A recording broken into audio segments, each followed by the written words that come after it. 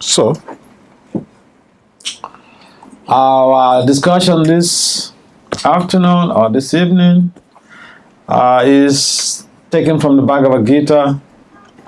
It's amazing classical literature spoken directly by Lord Krishna on the battlefield of Kurukshetra in his dialogue with General in Simo Arjuna.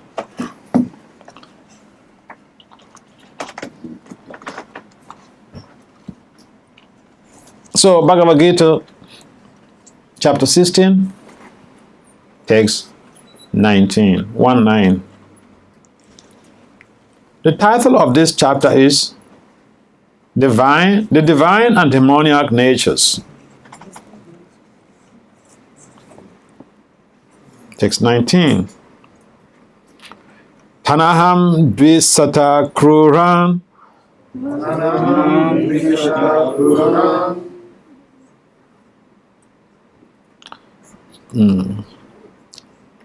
What's the next bit? Is it Samsarisu? Samsarisu naradama. Samsarisu naradama. Chipamya jashram asubhan. Chipamya jashram asubhan. Asurisve vayonishu. Asurisve vayonishu. Is everyone with Bhagavad-gita? You know, the electronic age, so you can carry some small stuff. And you have the whole of Prabhupada's books with you. That, who says science is not good? Science is very good. Tanaham dvisata kruran. Tanaham dvisata kruran. Samsarisu naradhaman. Samsarisu naradhaman. Shipamya jashram asubham. Shipamya jashram asubham. Asurisve vayonishu. Asurisve vayonishu. Tanaham dvisata kruran. Tanaham dvisata kruran. Samsarisu naradhaman. Samsarisu naradhaman. Shipamya jashram asubham. Shipamya jashram asubham. Asurisve vayonishu. Asurisve vayonishu. Can someone try?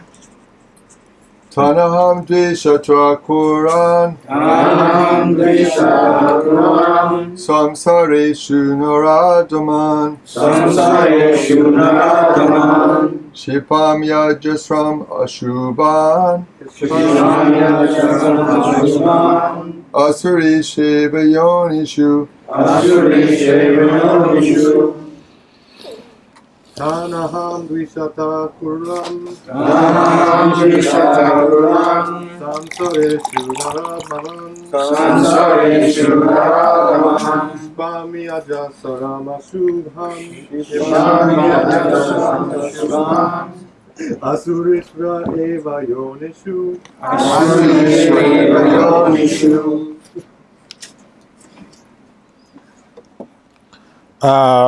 Ladies? What's up? Tanaham dvisata kruran. Samsareshu naradhaman. Samsareshu naradhaman.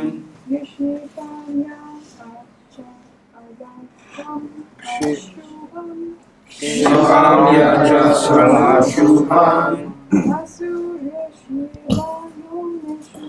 Asurisve vayonishu.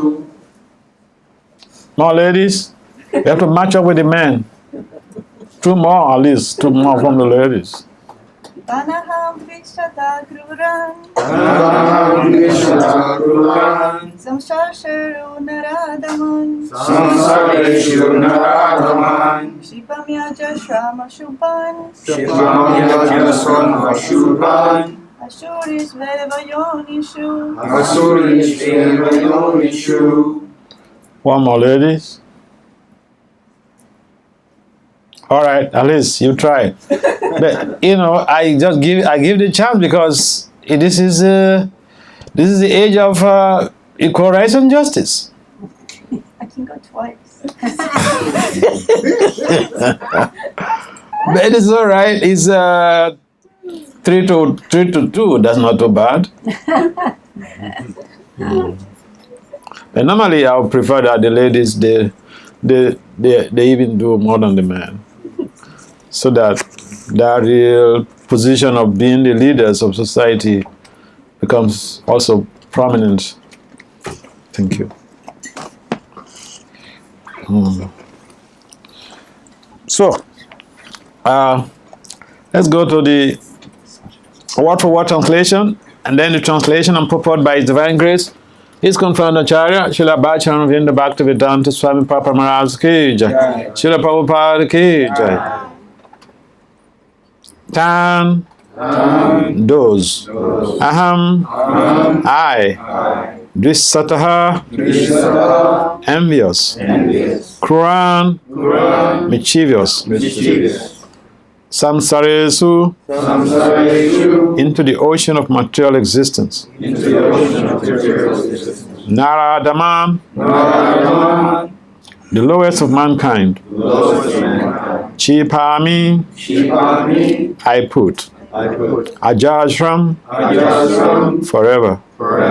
Asubhan, inauspicious. Asurishu, demoniac.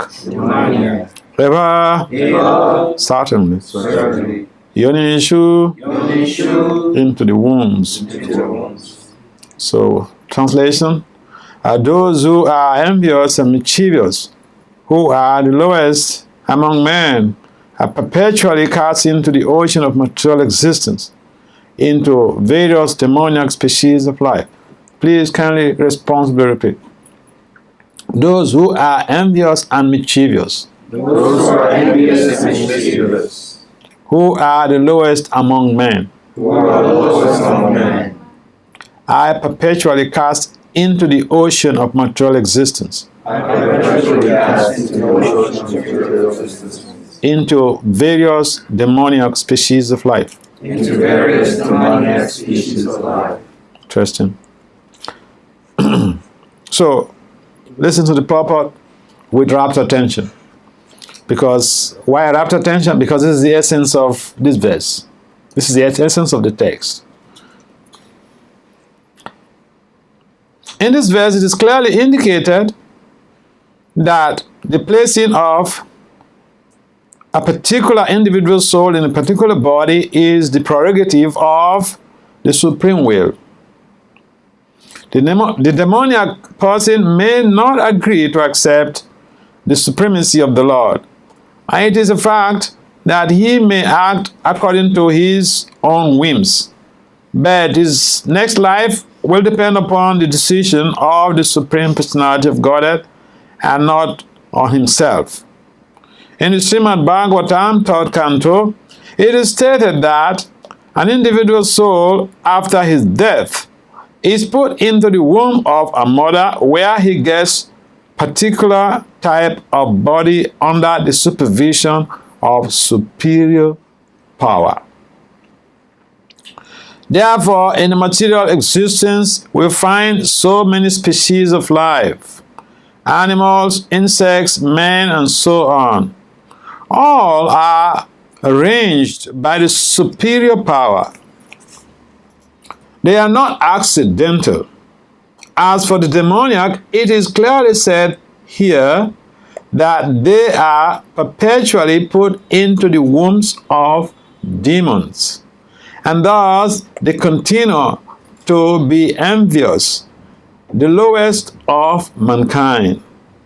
Such demoniac species of men are held to be always full of lust, always violent and hateful, and always unclean. The many kinds of hunters in the jungle are considered to belong to the demoniac species of life. Om Gyana Timirandasya Gyana Jana Salakaya Sakshur Melitam Jena Tasmai Si Gurave Namaha. Suchaitanya Manobhistam Sthapitam Jena Bhutale Swayam Rupam Kadamayam Dadati Swa Padantikam. Vanchakalpataribhyacha Kripa Sunnubhya Evacha Patitanam Pavanabhyo Vaishnavibhyo Namo Namaha. Jaya Sri Krishna Chaitanya Prabhu Nityananda Si Advaita Gadadhar Sivasadi Si Gaura Bhaktavinda. Hare Krishna, Krishna Krishna, Hare Hare, Hare Rama, Rama Rama, Hare Hare. Nama Om Vishnu Padaya, Krishna Prestaya Bhutali, Srimate Bhaktivedanta Swami Itinam. Namaste Saraswati Deve Gauravani Pracharine Nirvisesa Sunyavadi Pashatya Disatari. So, this text is very relevant to societal activities. It's not something abstract. You see, the good thing about Vedic philosophy or the Vaishnava philosophy is not something that requires you to crack your brain, and it's something you can relate with. You can see the descriptions. This type of personalities, you can see them. So we don't need to wonder and begin to rack our heads. What does that mean? Where is it perceivable? We see this type of situations, people who are mischievous, people who are envious, and the general tendency is to think that envy in general is condemnable. Yeah, it's not a good thing, but again, there are two categories of envy. One is the benign envy, and the other is malicious envy. Now, envy in general means that someone has something, or has an achievement, or has attained some position that, perhaps we would have loved that, or we would have liked that. I should be the one there. Or someone has a great fortune, and then we feel that he doesn't merit it, or she doesn't merit it. I should be the one.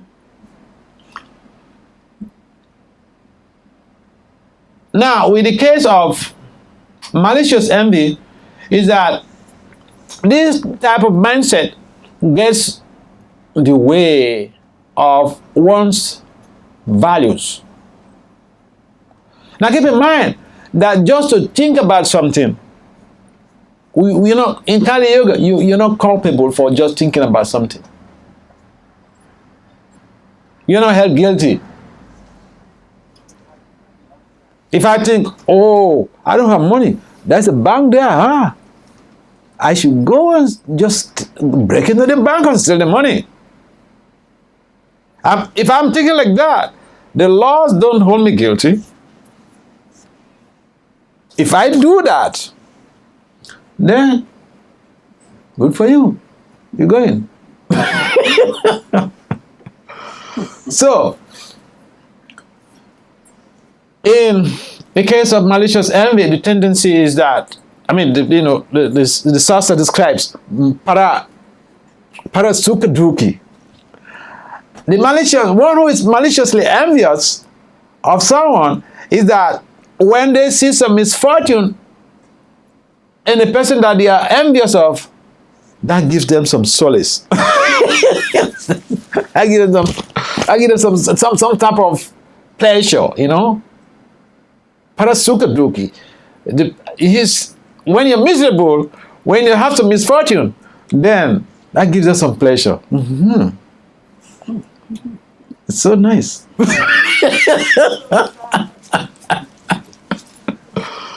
Now, that is opposite the case of someone who is trying to be a devotee. A devotee is paradukkha dukhi. He's most aggrieved to see the misfortune of someone. And even in devotional service, we have a tendency to think that, oh, Vasudeva had an accident, right? Or Bhakti Vasudeva Swami had an accident, right? Oh, he's sick, right? Or something happened to him, right? Yeah, he's very offensive. He's been offensive to me for so many years. Now, he's getting his karma. Yeah. So we can use the philosophy to rationalize our envy. This is using this philosophy as a smoke screen to rationalize our envy. If I see someone in miseries, I should feel sad about it. And so, malicious envy is really very dangerous because it stagnates us, on the devotional path. Because malicious envy is completely at opposite polarity with the pure devotional mindset. A pure devotional mindset is that the pure devotee doesn't want to see the suffering of people. And that's why you find, like Prabhupada, he came all the way he left his comforts in Vrindavan and traveled aboard Jaladuta, almost died aboard the ship. For his pleasure? No. It's an inconvenience. But why did they do that? Because he wanted to fulfill the desire of his spiritual master. His spiritual master ordered him to come to the West to preach. But, for a sadhu like that, who is born, groomed in India, groomed in, a holy family, his father was a very holy person. And you're asking him to come to, deal with people in the Bari, people with pot heads. Pot heads and, that's not for his pleasure. And he accepted it because he was feeling very sad about the suffering of the mass of people. So this is the pure devotional mindset. That we want to do something objectively without thinking about the positive results that will accrue to us. We want to do something without minding the difficulties we have to pass through, and we're not going to get any material benefits. In some cases, even you don't have someone who wants to come and pat you on the back. Oh, boy, you did this very well. Thank you very much. Huh? No. Again, we can use philosophy to be unappreciative of what people do. We can say, well, you're doing this is for your own purification, But again, the mindset of the pure devotee is that they are always appreciative of little things that we do. Prabhupada was always very appreciative of the efforts of his followers, of his devotees. And that is one of the reasons why we find these followers of Prabhupada, they give their lives to Prabhupada. Under the snow, in the winter, they will go out to distribute Prabhupada books. Because they have that experience. This person has sacrificed his life for us. He has sacrificed everything for us. Therefore, what can I do to help him? So there was that loving reciprocation between Srila Prabhupada and his disciples. And this is the way of the great souls. They are always appreciative of living little things that the conditioned soul little effort that the conditioned soul puts in an attempt to help in redirecting a misdirected civilization. We live in a world where envy, mischief is the call of the day. If someone around you is not envious, that's strange.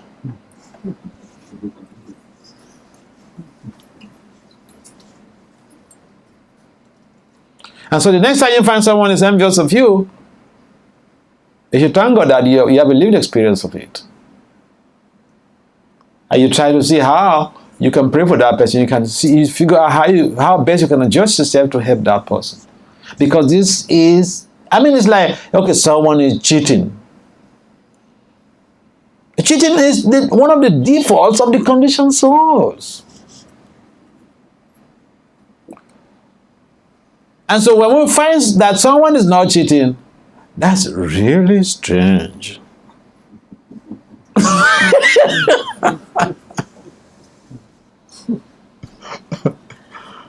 Oh yeah. So the Vaishnava philosophy is meant to give us solace. It's not meant to instigate so much of, a terrible emotions in us. But otherwise, it's like one justice in Nigeria, he kept, complaining to me about this situation, about this situation in his community. So one day I asked him, have you ever considered to ask yourself why you were born? You were an appeal court justice. Have you ever considered to ask yourself why you were born into that community? Why you find yourself there? Why did you find yourself there? That is one thing you need to investigate. Because I gave you Bhagavad-gita earlier. I said, so you read the book I gave to you. These things are revealed in that Bhagavad-gita that I gave to you the other day. Because to go about complaining without even making an investigation to enable us to transform our lives for a spiritual inclusiveness, it doesn't make any sense, because things are not just going to change by chance. We have to make some efforts. We are born with all these horrible qualities and emotions.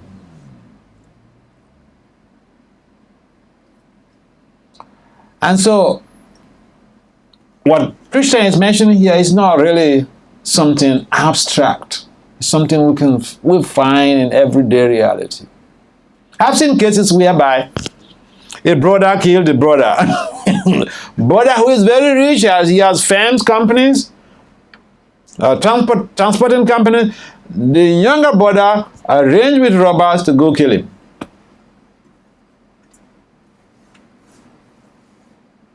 I've seen a case where elder brother had a very beautiful wife. The younger brother just shot him from the back one day. And when the elder brother is not there in that culture, elder brother is dead, then the wife goes to the younger brother.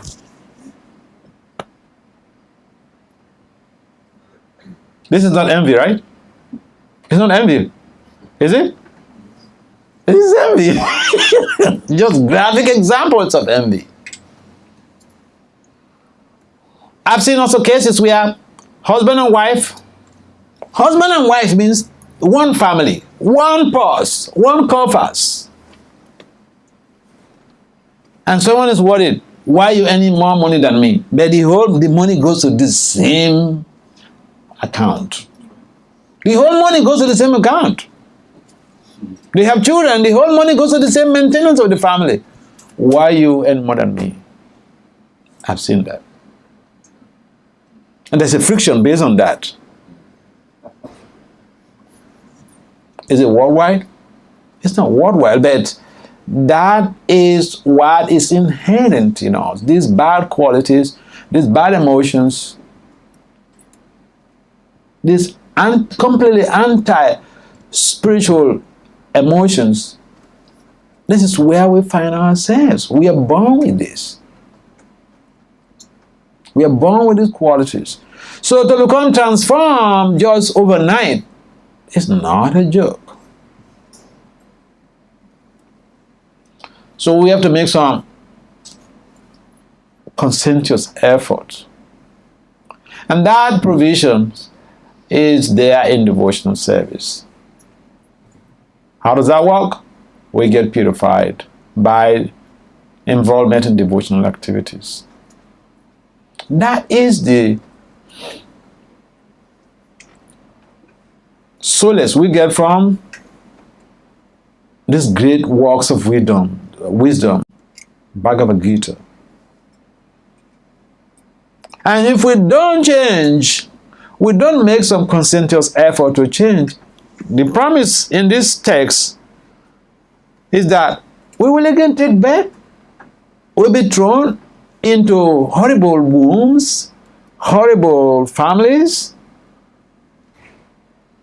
and we again evolve in horrible settings, and again it goes on and on. So we are lucky. Not that it seems we are lucky. We are damn lucky.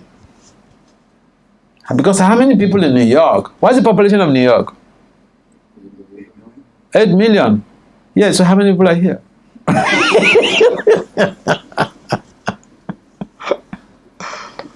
Yes, sometimes we don't seem to realize the great fortune for us to be exposed to this type of high teachings, high philosophy, high practicable philosophy. People in general, when you go to any college or any higher institution of learning, university, you go to the Department of Philosophy, we don't find many students who register for philosophy. Because sometimes, people just think, philosophy is just too much of thinking. I just want to do something 1 + 1. I want to get the things done, and then I know I've done it. Now, no thinking, you have to you have to do too much of thinking.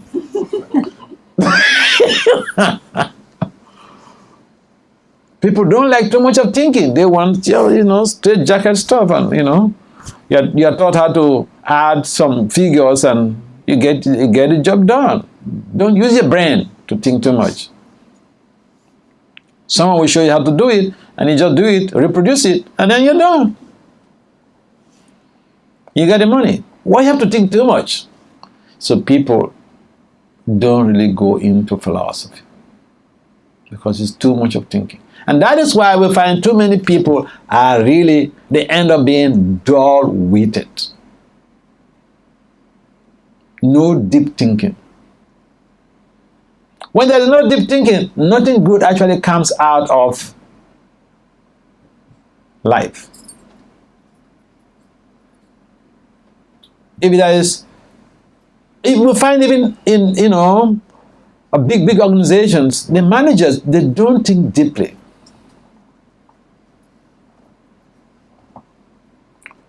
And so this lack of deep thought is a problem that is plaguing society.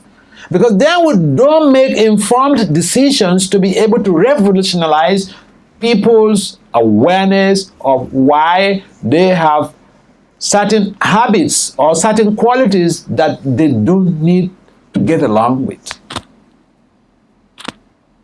And so when we read the Bhagavad-gita, we can understand that these things are inherent, they are intrinsic, they are endogenous in us. These negative emotions, these negative ideas, they are right in us. And so we can create some transformation in our lives. We have a tendency to do something bad. In psychology, the malicious envy is mentioned that kids of 4 years, they imbibe that mindset. They're just happy. If someone who has been giving them too much of trouble, they're just happy that that person's in trouble. Whether you're the parents or whatever, no, they don't care. You're just giving them too much of worries. Their happiness is when they find you some misfortune. 4 years old. Yeah. Do you want to act like 4 years old? No.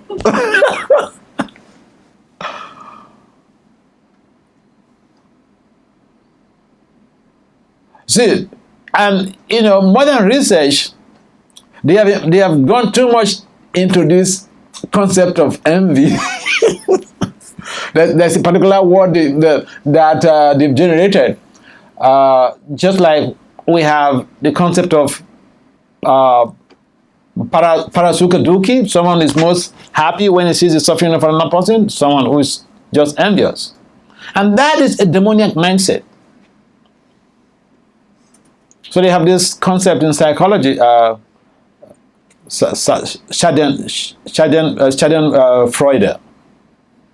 It means that I am happy to see a misfortune.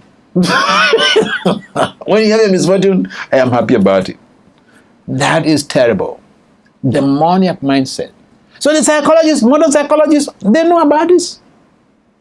You can't say, well, this is for your religion. No, we're not just talking about, Vedic perspectives. This is a general approach. It's a general problem. So we can help the world to create a better tomorrow by working on ourselves. So it's so interesting, that's why I mentioned earlier that, this text is so relevant to modern dealings, modern day society. And it's so energizing that it is not something we have to think abstractly and not get any informed idea about it. You look around in your household, at workplace, if you're in school, you see all these things going on. People who are just mischievous, who are envious. But we can help to make a change. We can help to change the world by changing ourselves. Oh yeah? So devotee is para dukkha dukkhi and para sukha sukhi. Most aggrieved to see the suffering of other people, most happy to see the happiness of other people.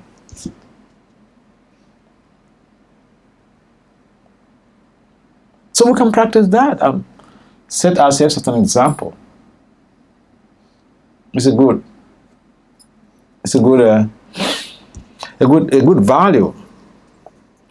And so we don't want to risk to be thrown into demoniac wombs. The warning here is clear. We don't want to be part of that. Are there any comments or questions at this point? Yes. If that feeling of envy is inherent, and if we are born with it, and even 4-year-old children have it, it appears to me that it's very difficult to get rid of, even through coming to devotional service. So what advice do you have? What's the hope? Yeah, we have a great hope. You see, these are endogenous emotions, and even these emotions are purified through the process of devotional service, especially when we embark on chanting Krishna's names. It changes our values. It changes the way we look at things. It changes the ways that we reason. So basically, the process is like fire. When you put anything into the fire, it burns it down to ashes.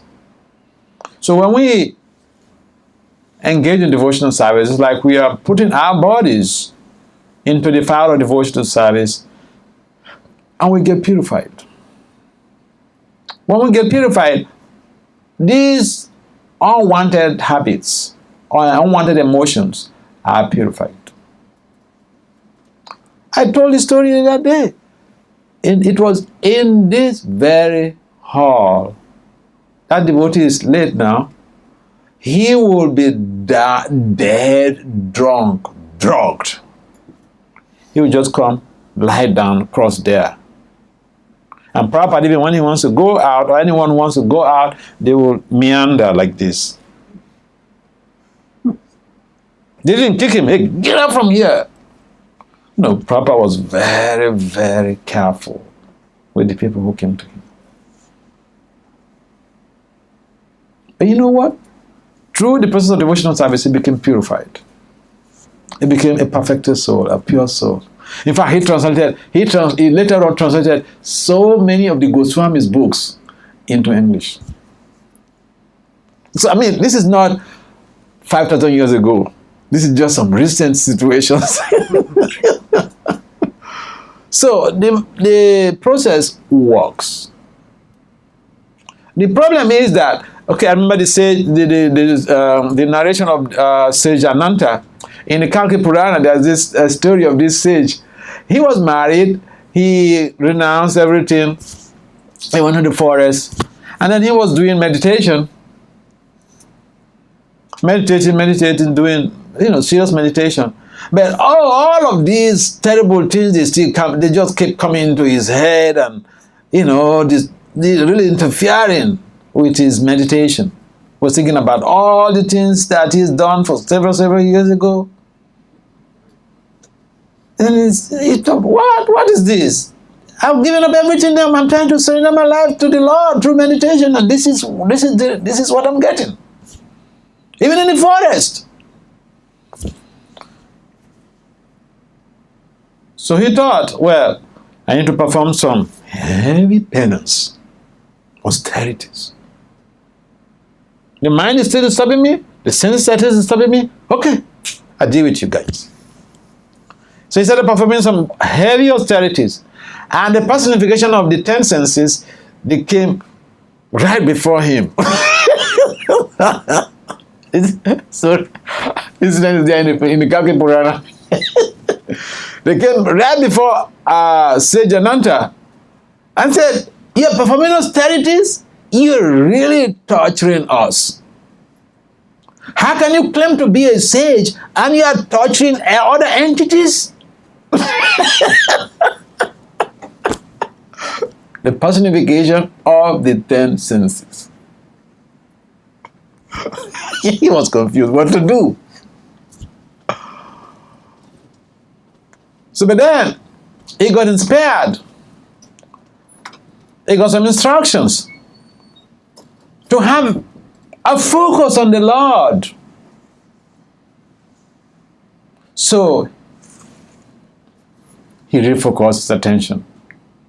And when he started meditating on the Lord, serving the Lord, and eventually he met Lord Kalki.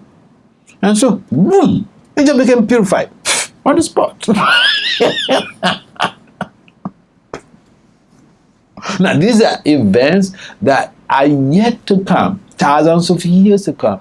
They are already there in the Kalki Purana.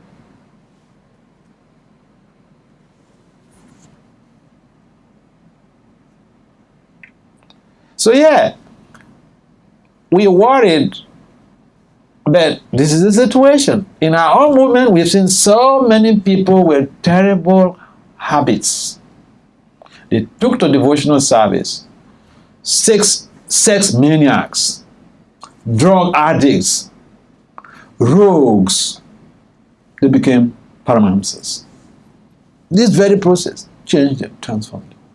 So if you think about that, what type of sinful activities you perform that people have not performed and become purified?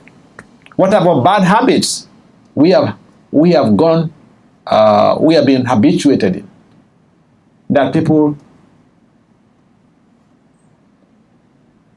cross over, or people were able to transform themselves through the culture of devotion. So yeah, it's a good sign that we are worried, but there's a good hope. The process works. And if we tread on this path, it's like you go into an airplane, you bought an airplane, you're traveling from here to London, and sometimes the plane goes into very high altitude, and sometimes it's cruising, and then, all of a sudden, the pilot puts on the seatbelt sign, and he makes an announcement. We are going to be passing through a turbulent zone. Buckle your seatbelts. You're in the plane. You don't say, well, turbulent zone? Let me jump out from the airplane. No. So just follow the instruction. Buckle your seatbelt. You'll be safe.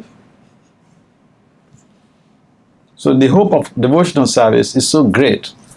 We are on this path, a glorious path. So it doesn't mean that the senses will not bother us, but we should not give in to the botheration of the senses. Tam titikshaswa bharata. We may tolerate everyone else, but what about ourselves? We should tolerate our senses. We should tolerate the pushes of our senses.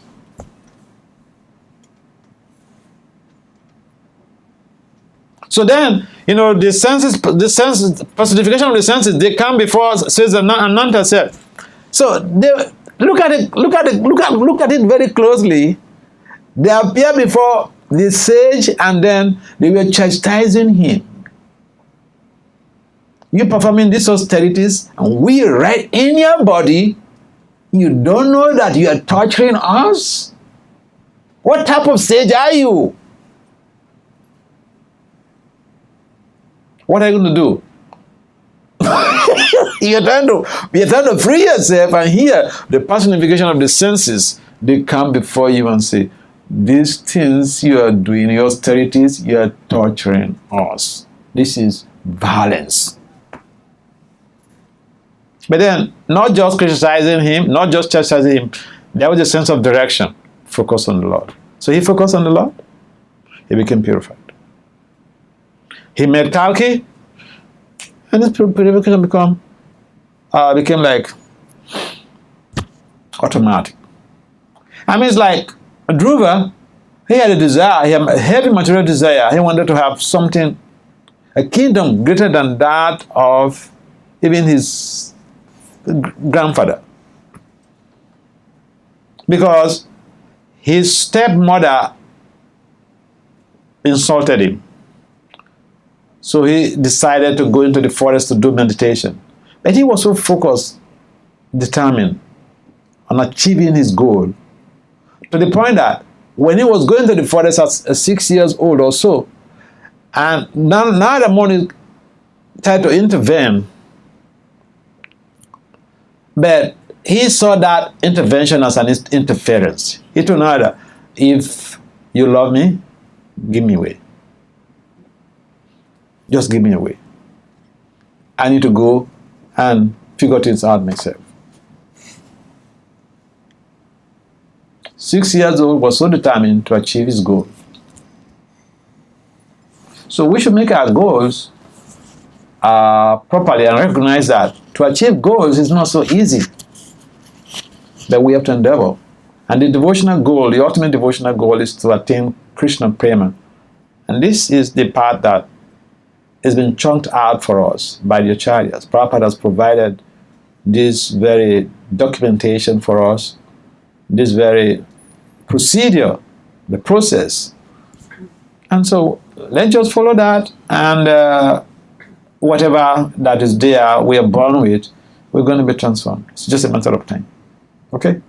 Rest assured. Others have achieved it, you can also achieve it. We can also achieve it. Why not? Any other cup? Yeah, you wanted to say something? Hi, Krishna Raj. Just a question. You mentioned that if you see the bank outside and your thoughts are you want to rob the bank, but you don't actually do it, right? So I work with a couple of ladies. We all eat, I've gained so much weight, they haven't, and a part of me gets jealous, or a part of me be like, wow, I wish that they would gain a little bit of weight, or I wish so is that, I mean, I would never do it, like I wouldn't do it, but sometimes I'll give them like an extra cupcake, or I'll be like, but You know why I'm laughing? I'm not laughing at your comment.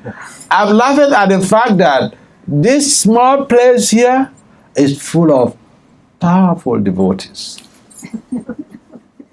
Listen, it is very difficult, superlatively difficult for someone to come to the public and make this type of statement. Because everybody wants to hide their, their faults. But look at you.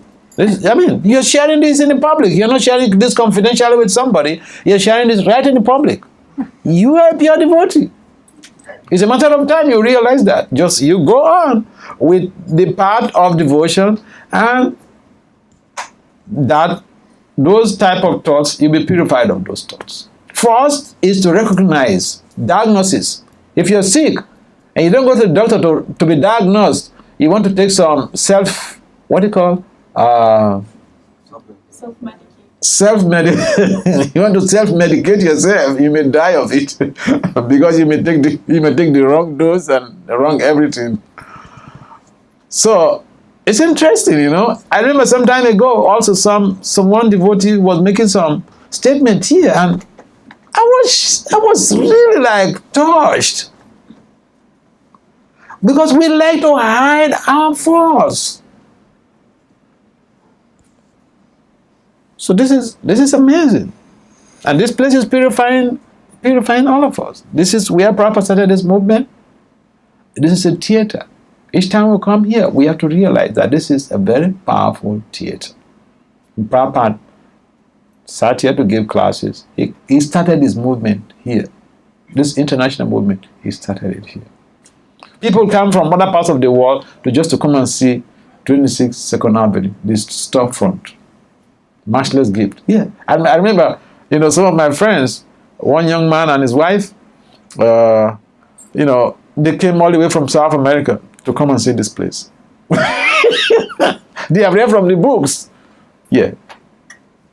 And the number of people, even the other, just late last year, one of my friends, he's a medical doctor with his wife, they also came to just come and see this place from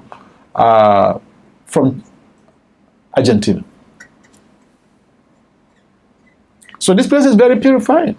And that is why when we get purified, we can speak out like this. We can share like this. So don't worry. Just by recognizing the fact that you have this type of mindset, Krishna will help to purify you. And Krishna will help you also to have that strong will and determination to checkmate yourself, or to be able to deal meticulously with what you eat and how to be able to control what you eat. Yeah. For me, I sometimes, when I see some people, I remember I was telling one devotee that, hey, you see, I'm so skinny and you have a lot of flesh. Why don't you give me some flesh? Yeah. So those who have the flesh, they say, oh my God, I don't need it. Those of us who are so skinny, we're thinking, well, at least I need some small flesh. So but then, don't worry, Krishna will give you that that inner strength to be able to deal with the situation. As much as, there's nothing wrong in that. There's nothing wrong in that type of feeling, okay?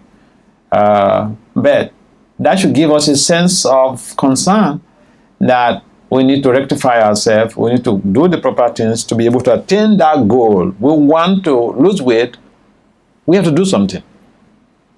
And see, when I was in India in 2012, so the devotees were serving me in Delhi temple.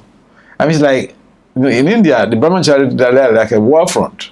So when it's time for breakfast, they will come. I have to give up. I have to stop anything else I'm doing. Oh, that was the only me. And then the doctor, the Ayurvedic doctor put me on some type of like some regular eating and all this thing. And when I came back to the US, I mean, I was like almost getting to 150 pounds. 140 something, really nearly 150. So, but then when I stayed in the US for just a few weeks, and then my weight dropped because, in the home I stayed, Mataji cooks, and then the daughter told her, don't worry, my rice, just cook your stuff, then you go to work. You come and eat anytime you like. Yeah, so I gained my freedom. So most days I don't go down to eat until 11 o'clock, 12 o'clock. And so then my weight dropped again, So, to drop weight is very easy. But you need some determination to be able to do that. But my point is, I appreciate your courage, the purity, the inner purity you have in sharing such confidential information. Thank you. So, in the absence of any other comments or questions, we'd like to adjourn this meeting. Srila Prabhupada ki Jai.